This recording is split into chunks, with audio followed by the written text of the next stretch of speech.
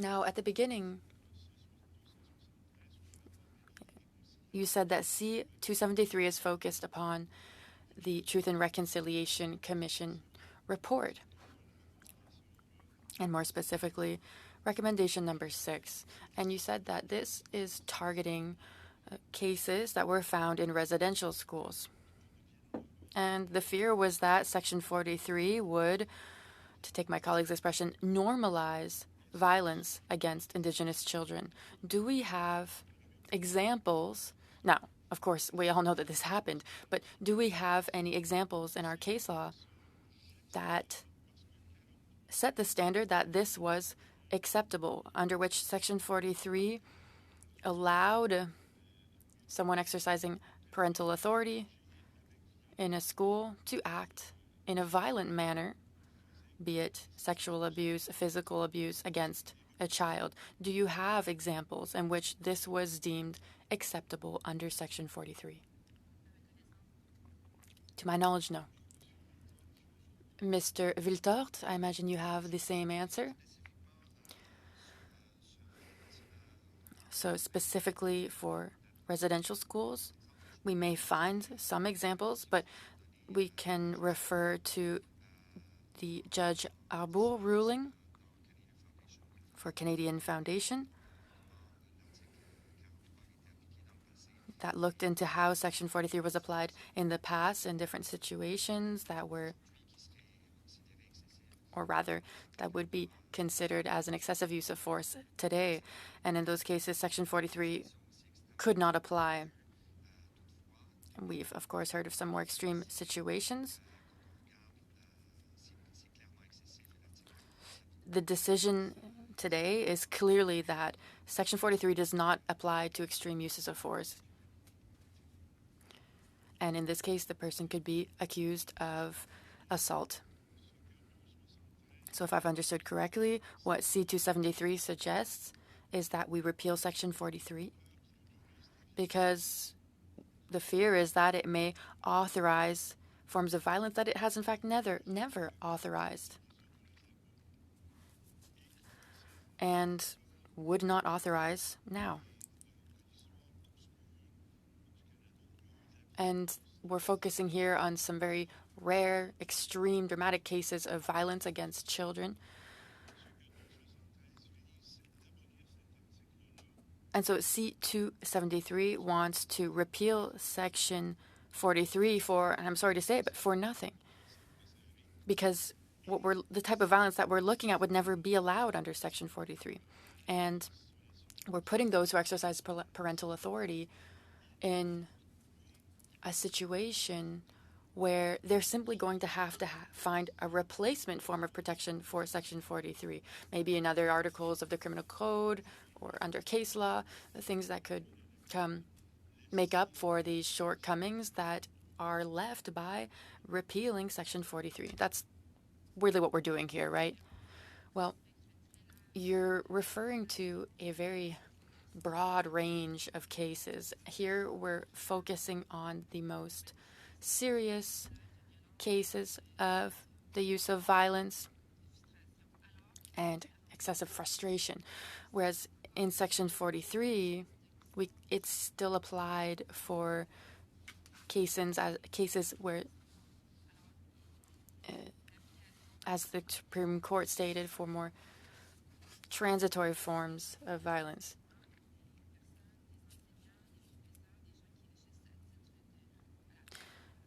And this applies to those who are exercising parental authority or parents themselves who are not using excessive anger or frustration, who are not touching the child's head, and who are using a certain controlled form of physical force.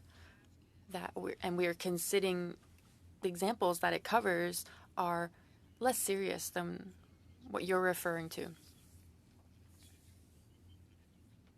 So you may not be able to give me a political opinion on this, but how far can you go in explaining to me what would be the advantage of repealing Section 43? In your opinion, does Section 43 create a problem?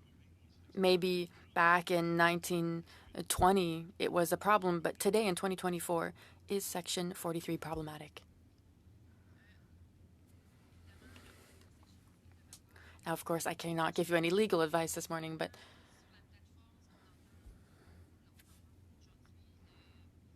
so, of course, there's the Truth and Reconciliation Commission. We also have other organizations that have given us a lot of recommendations from 1995, 2022, different recommendations to repeal Section 43.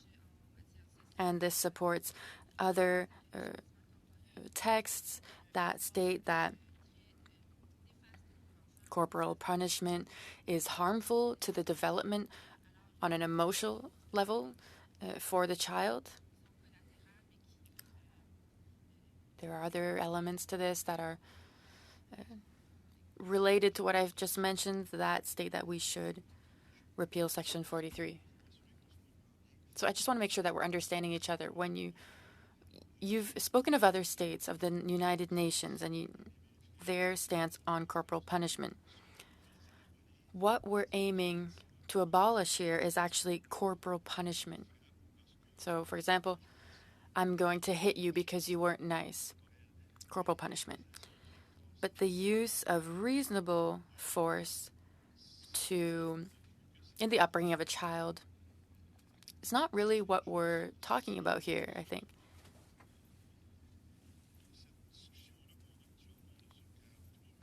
Of course, this is at the heart of our discussion on Section 43. I think, of course, corporal punishment 100 years ago might have been acceptable, but of course it's not today. We agree on this, but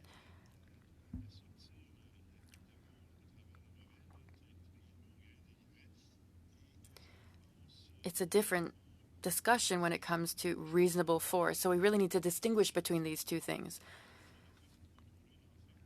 Let's set aside corporal punishment. The use of reasonable physical force, was it recommended by the UN that this be abolished? I don't think so, but could you speak to this? So the UN has looked at Section 43, and it was interpreted by the Supreme Court as well as the United Nations. But Section 43 does refer to corporal punishment. But then we have the use of force for other motives, the use of force to punish the behavior of a child, use of force to protect against pain or discomfort. So the UN states that we need to remove corporal punishment, correct? Yes, that's correct. And so the Bloc Québécois amendment that was tabled and was not adopted does respect the requirements of the UN, to take some trendy words, uses common sense, because of course we want to abolish corporal punishment. Everyone agrees. But Mr. Viltor, could you speak to this too? No, I agree with my colleague on this. I don't think I have anything to add.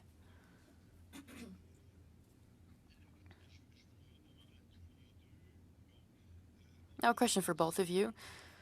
We're in a situation where, likely, given the numbers that we have, the number of Liberal and NDP members who have decided to support C-273 based upon the idea that the minister will later table an additional bill.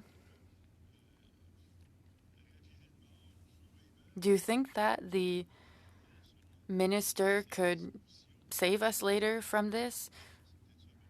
What provisions would this require to protect parents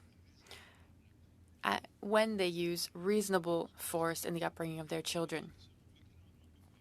In your opinion, where could we implement this new legislation, and how could this be done? Mr. Fortin, I can't speak to this. The questions of how and when, the restrictions on this. These are questions that you should ask the minister. Now, generally speaking,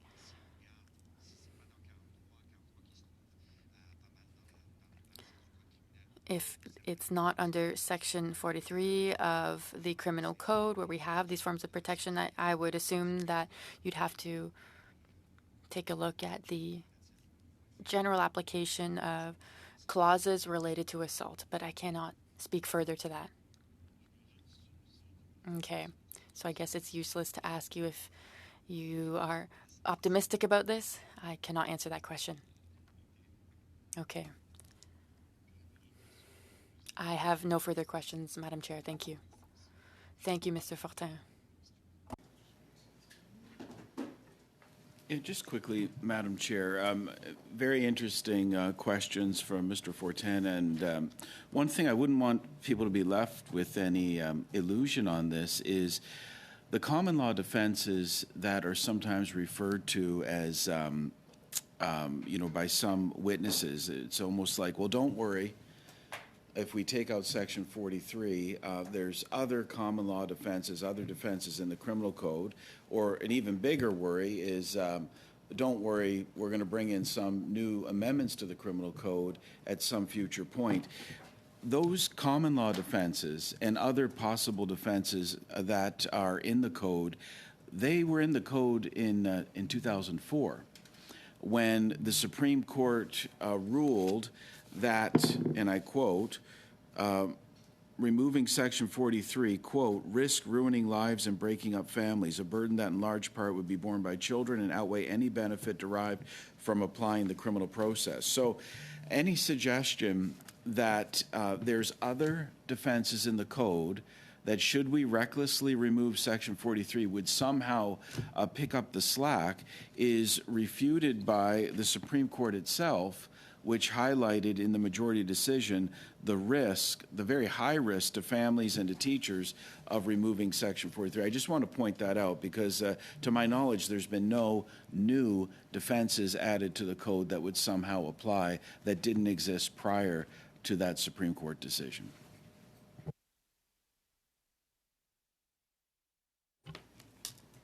Okay, I believe that exhausts anyone else that wishes to speak on this. Is that correct? Okay, we will now move to the question. Mr. Clerk. CPC-1, carry.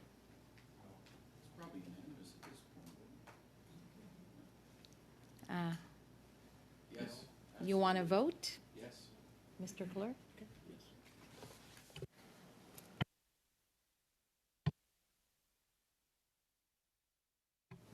Thank you, Madam Chair. Sorry about that. Mr. Moore? Yes. Mr. Van Popta? Yes. Mr. Giovanni? Yes. Madame Gladu? Yes. And Monsieur Fortin? Oui. Mr. Garrison? No. Mr. Maloney? No. Madame Brière? No. Mr. Mendicino? No. Mr. Housewater? Madame Dillon? No. Defeated. 6 to 5. So, clause is defeated? Or the amendment to clause 1 is defeated? I will now ask, shall clause 1 carry? No. Mr. Clerk? Madame la Présidente. Oui. Madam Chair, Mr. Fortin. I don't know what the right time is, but I have a question for our colleagues around the table. Can I ask it now? Yes, I think so. Sure, go ahead. Taking into account the answers that I just got from our witnesses, I would like to hear the Minister of Justice on this topic because this seems to be a difficult decision to make. He says that he's working on something else that should be reassuring to us, but I would like to be comfortable in voting on this the way others have, but I'm not. So could we ask the Minister of Justice to appear at committee at our next session for 30, 45 minutes, and then we can take our vote on C-273, because at this point, the minister's intentions really determine how we're going to vote on C-273. C-273 is targeting a certain part of the problem, but the minister tells us that he's looking to do something that is focused on what is protected under Section 43 already. So I think it would be helpful for the minister to come share his perspectives and his plans surrounding this. So I suggest that we suspend this vote and hold off until our next meeting, that the minister come for half an hour at the beginning of the meeting to explain the work he plans to do, to hopefully reassure us on what's happening. Thank you, Mr. Fortin. Do we have unanimous consent, colleagues? No? I'm seeing it's a no. Mr. Moore, yes? I agree 100% with Mr. Fortin on the issue of needing to hear from the minister. There's a recognition by the Supreme Court that simply eliminating Section 43 puts teachers and parents at risk. There's an acknowledgement from the Minister of Justice, apparently, we've heard through Mr. Maloney, the parliamentary secretary, that he too recognizes that there is risk with eliminating Section 43, and he has, we understand, suggested that he would be bringing in legislation. For us to properly proceed on this private member's bill requires us to know what that legislation looks like. It requires us to know the timing around the coming into force of this legislation and the timing of the coming into force of the other legislation should they both pass. So I want to make one thing 100% clear. This bill is extremely problematic. There's been much concern raised by committee members and especially by witnesses and by the Supreme Court. And we have had really a big surprise dropped on us on Monday when we heard that the Minister of Justice acknowledges that this is a problematic bill and would be bringing in government, presumably government legislation. I agree that we should quickly, as we had scheduled, I agree we should quickly move to our study on anti-Semitism on Monday. That this bill is not ready. The committee has not heard from the minister. The committee has not heard from departmental officials on the content of the new justice legislation that may be coming to respond to the fallout from this bill. So I want to make it extremely clear that we should be moving on Monday, regardless of what happens with a Bill 273, a flawed bill that's out of touch with teachers and parents in this country. Regardless of what happens with it, we need to move on with our agenda. And our agenda should be that on Monday we begin Mr. Housefather's study on anti-Semitism. Just look at your phone, look at the headlines, turn on the television, and you will see that this is a massive issue across the country right now.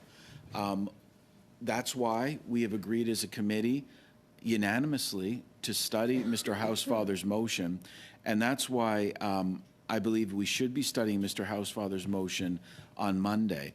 And I want to be, I think we should all be in agreement on that. So, Madam Chair, I am moving a motion at this time that we begin our study on Mr. Housefather's motion on anti-Semitism on Monday and Thursday of next week. Mr. Moore, I think we have to complete what we're completing first before I can entertain a motion on another topic. So just allow me to. think so. I think so. But let me hear from Mr. Maloney. He also has his hand up. Thank you, Madam Chair. I was going to make that very point. We are doing clause by clause. This motion Mr. Moore is proposing is out of order. There's a very simple path forward to get on with this study, which we all agree is top priority, very important, which is why Mr. Housefather brought it forward in the first place. The only thing between us and that study is ongoing conservative obstruction and filibustering this piece of legislation. We can vote on this bill now. We're on clause by clause. We are 2 votes away from getting towards that study. And I also want to clarify for the record, a number of times Mr. Moore and others, at no time did I say on Monday when I made reference to the minister's intention, did I say the support passage of this bill created a void or created a situation that was problematic. What I said was the minister was committed to working towards a goal of achieving something in the spirit of what the teachers had proposed. So I want to set the record clear on that. And the final point I want to make is to a number of comments that were made today by members of this committee to suggest that any member of parliament, any member of this committee does not support parental rights is outrageous. So I ask that we rule Mr. Moore's motion out of order and we immediately move to continue dealing with clause by clause, and then we can move on to the other matters this committee needs to deal with urgently. So I've already said I can't entertain that motion until I finish with the clause by clause. So there's really nothing to rule. What I can do.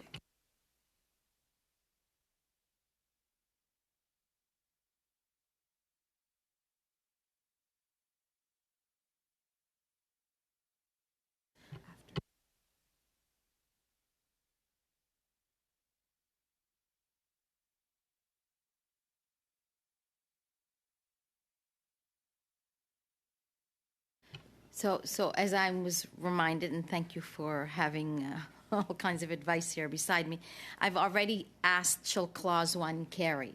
So until that is determined, I can't entertain any other motions. Yes, Mr. Moore. No. Yeah, so on that, I think your ruling is that we have to deal with clause 1 before you can deal with the motion, not that we have to deal with clause by clause, because we could have a 300 clause bill and not being able to entertain motions till it's over is would be problematic. Now I have to respond to what Mr. Maloney said. We mentioned a gap in the law. If the Minister of Justice is committing to responding to the teachers' concerns are with a gap in the law that's created by Section 43 being removed. So what they've said is Section 43 will put teachers and students at risk. That is their testimony. Their testimony is that they will advise, the Teachers Federation will advise teachers not to intervene. Point of order, Madam Chair. Yes, Mr. Maloney. I don't know if Mr. Moore can repeat the same comments over and over and over again. This has nothing to do with what we're talking about. He's trying to characterize my comments and put words in the mouth of others. We've heard from the witnesses. We've heard these submissions. This is has nothing to do with what we're talking about right now, and I think we should move forward. Can I finish my remarks? Because could you give me a minute, and then yes, I will come back to you.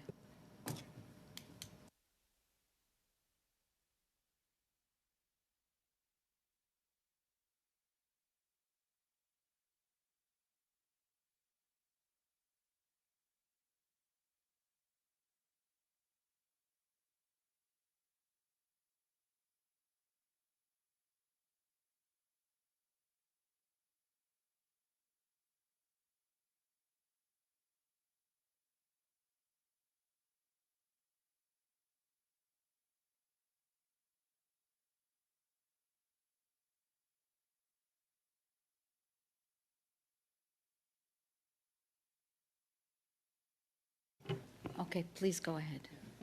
Madam Chair, I'm responding to what Mr. Maloney's comments, that the minister obviously feels that this will leave a gap in the law, or else why would he feel compelled to commit to bringing in legislation?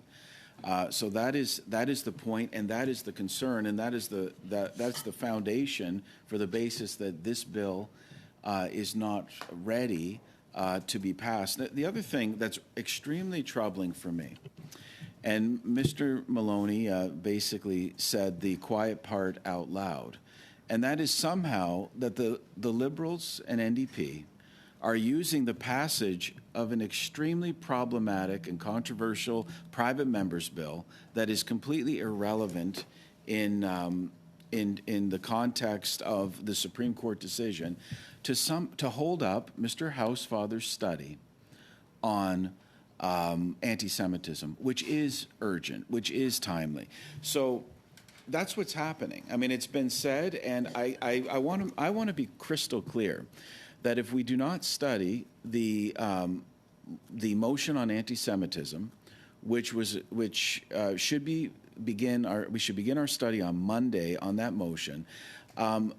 We're not going to allow members to use this private members bill, extremely flawed private members bill, to delay that study.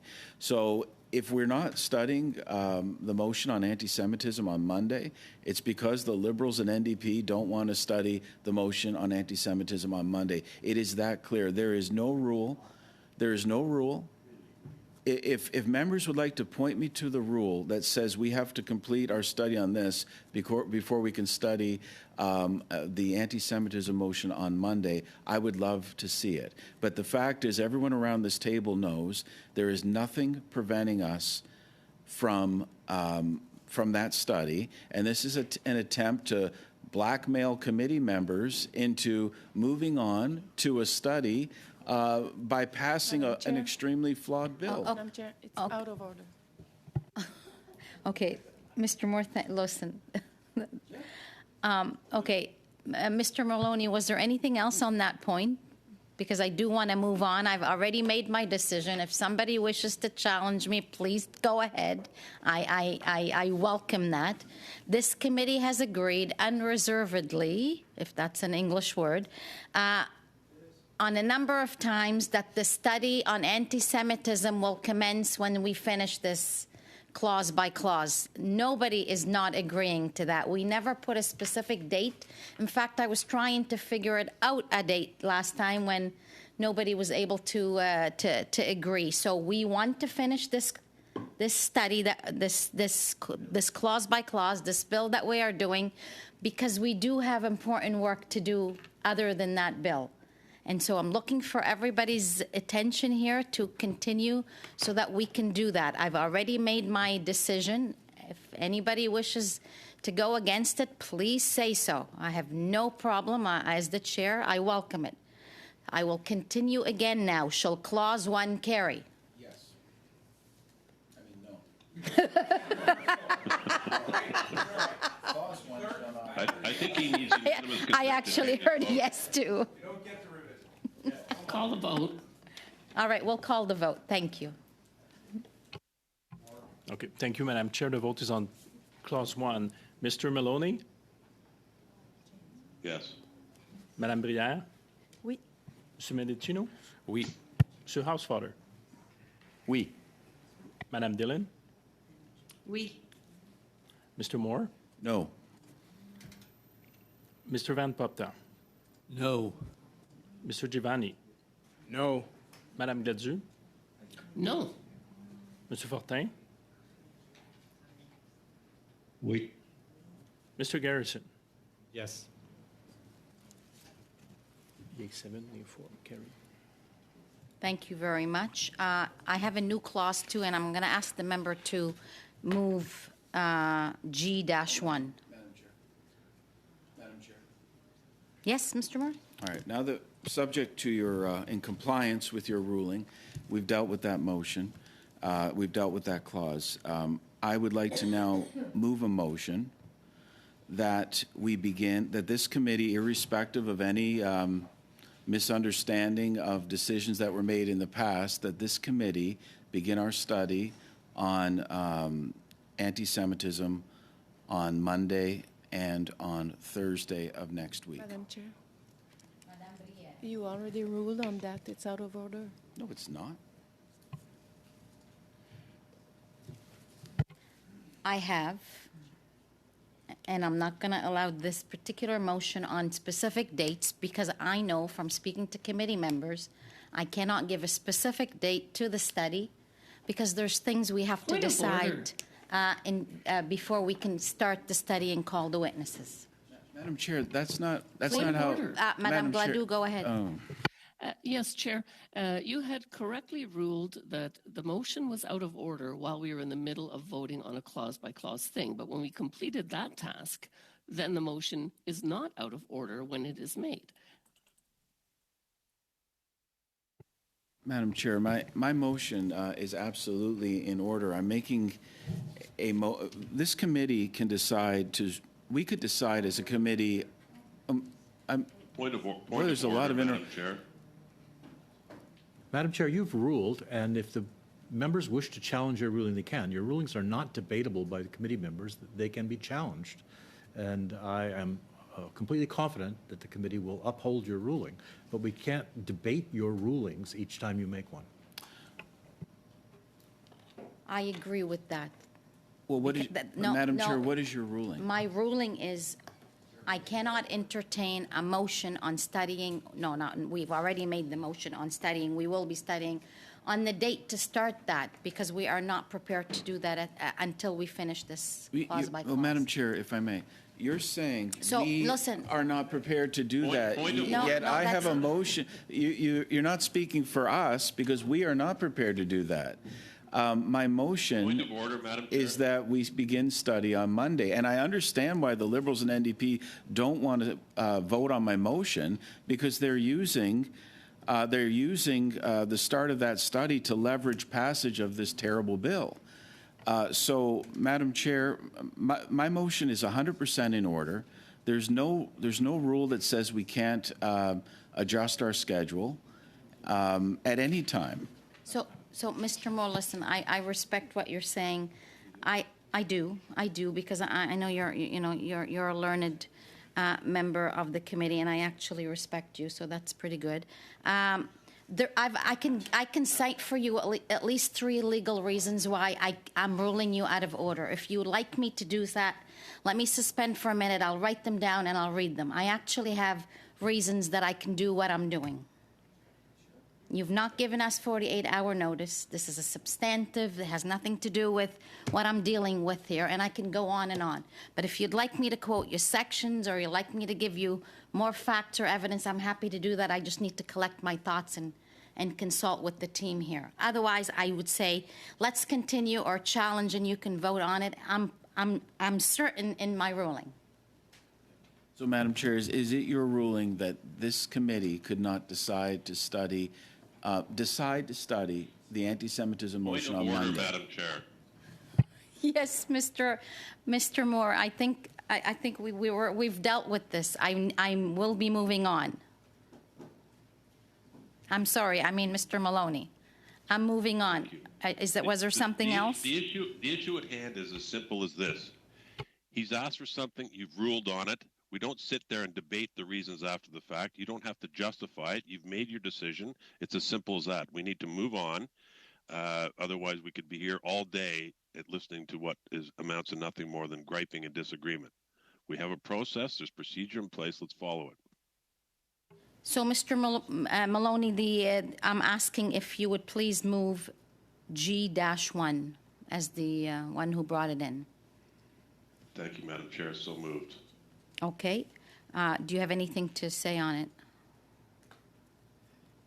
Or It's self-explanatory, Madam Chair. perfect. Shall G-1 carry? Madam Chair. Yes, Mr. Moore, and I think I see Ms. Gladue's hands up too. I've never heard a less enthusiastic explanation of a motion that it's self-explanatory. G-2, G-1, Madam Chair, the reason I mention this is we have a bill that the government is now acknowledging is flawed, and the minister is committing to make amendments. So I would ask, why was one amendment, G1, put forward, and the other amendments were not. The answer is that the government feels that what's necessary to address the fallout of passing this legislation might fall outside of the scope of the bill and be ruled out of order. I think it would still be of benefit to committee members to hear about G1, but also, more importantly, have some kind of indication of what is going to be in the government legislation that Mr. Virani has said will be necessary to address the fallout of this bill that attacks teachers and parents. Teachers have raised a number of concerns about this bill. Mr. Virani has, I'm told, has heard some of those concerns, but this might be a good opportunity when the government has the floor on G1. This might be an opportunity to flesh out a bit more of what's going to be in this government legislation. Like, we're eagerly awaiting any kind of detail on what is in that legislation, because it's obviously the government feels it's necessary if this bill is to pass. And that's what apparently the government's asking us to do today, is pass this bill, pass this NDP private members bill that criminalizes parents or teachers, or else we will not study our own members' anti-Semitism motion. That's what, Madam Chair. That's what committee Point of members are order. being faced with today.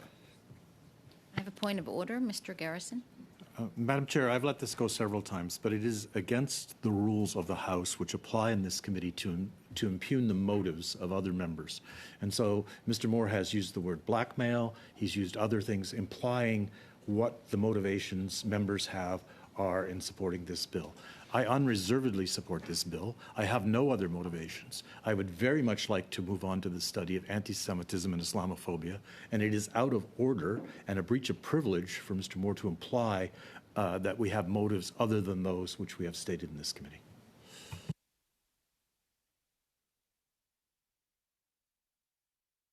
On that, Oh, wait, one moment. yeah.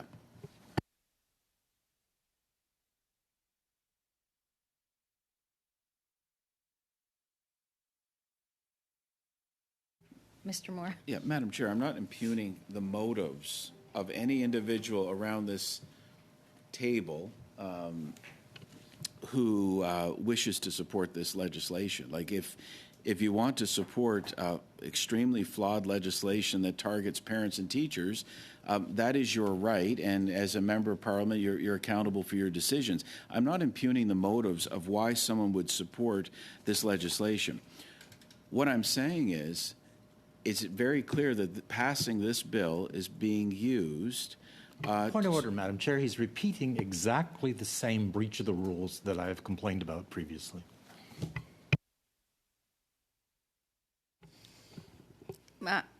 He has a point, Mr. Moore. So, but if okay, if my point is wrong, then there should be no problem with agreeing that we begin the study on anti-Semitism Monday. If we're all in agreement on that, then I will drop this line of argument. I think, irrespective of what happens with this private member's bill today, that we should begin our study of anti-Semitism. I'm not framing that as a motion. I'm asking for members to agree that we begin our study on anti-Semitism on Monday. And if members around the table agree to that, then there's nothing to prevent it from happening on Monday. Thank you for that, Mr. Moore. Madame Gladue. Thank you, Chair. So G1 says that the Act will come into force on 30 days after it receives royal assent.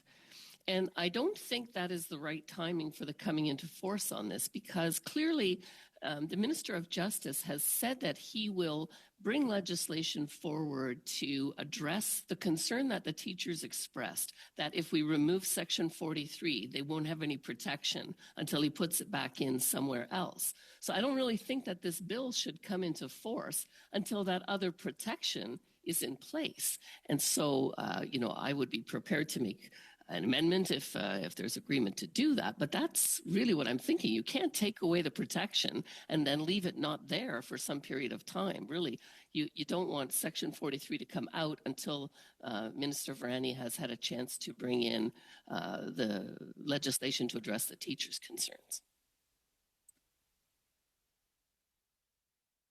Okay. Shall G-1 carry? No. Mr. Clerk, can we have a vote, please, taken? Yes, Madam Chair, thank you. On G1, Mr. Maloney, Yes. Madame Brière, Oui. Mr. Mendicino, Yes. Mr. Housewater, Yes. Madame Dillon, Oui, Monsieur Cloutier. merci. Mr. Moore, No. Mr. Van Popta, No. Mr. Giovanni, No. Madame Gladue, No. Mr. Garrison, oh, sorry, Mr. Fortin, sorry about that. Oui. Mr. Garrison, Yes. carries 7-4. Shall the title carry? Madam Chair. One moment.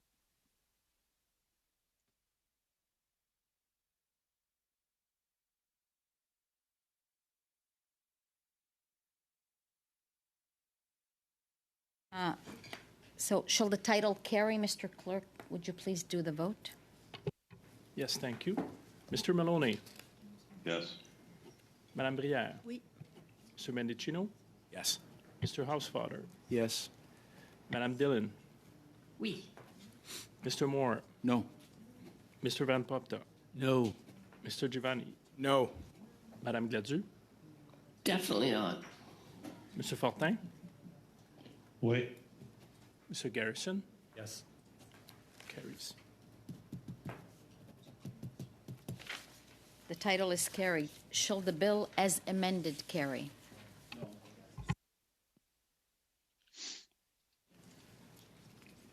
Thank you. Mr. Maloney, Yes. Madame Brière, Oui. Mr. Mendicino, Yes. Mr. Housewater, Yes. Madame Dillon, Oui. Mr. Moore, No. Mr. Van Popta, No. Mr. Giovanni, Nope. Madame Gladue, No.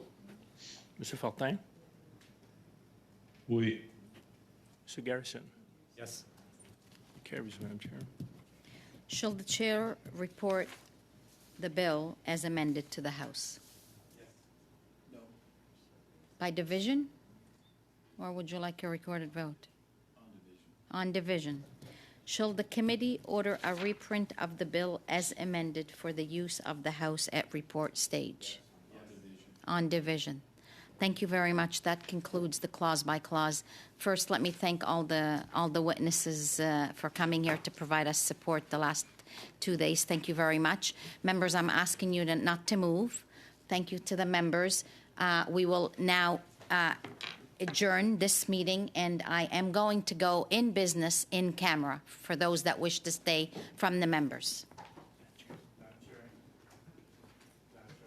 For those on Zoom that are members, if you would like to come back to the in-business meeting, a new link will be sent to you. Thank you. Suspension. We suspend, yes. Thank you. Oh, sorry, we suspend, yes. So meeting is suspended, witnesses excused, and so is everyone else in the room.